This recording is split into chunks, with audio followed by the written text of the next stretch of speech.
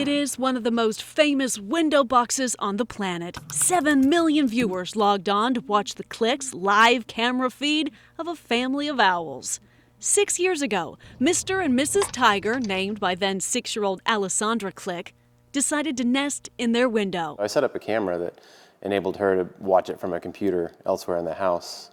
And it just so happened that the streaming service that we used had to be open to the public, and that's really kind of where it all began. The beginning of a story that would touch people the world over. One woman who emailed and said her mother had terminal cancer and spent her last days watching this all day. 6 seasons of courting and laying, nesting and fledging, 10 owlets later, and little Alessandra is nearly a teenager now.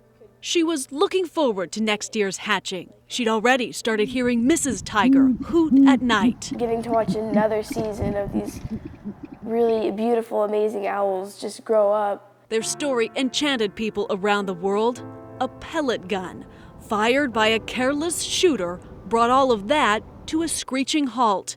This is surveillance video of Mrs. Tiger, right after she'd been hit by a pellet, crash landing into a home nearby and falling to her death.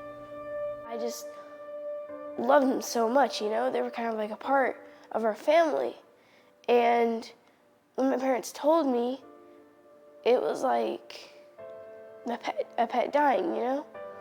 And it just made me really sad and kind of mad, you know? Watching their patterns and stuff. Desiree Click commissioned a necropsy at OSU, confirming the cause of death. Definitely by measurements that she was 100% certain that she was shot. When we finally got the results back, we were shocked. State game wardens are now investigating the case. It's a misdemeanor to kill a great horned owl. They are a federally protected species.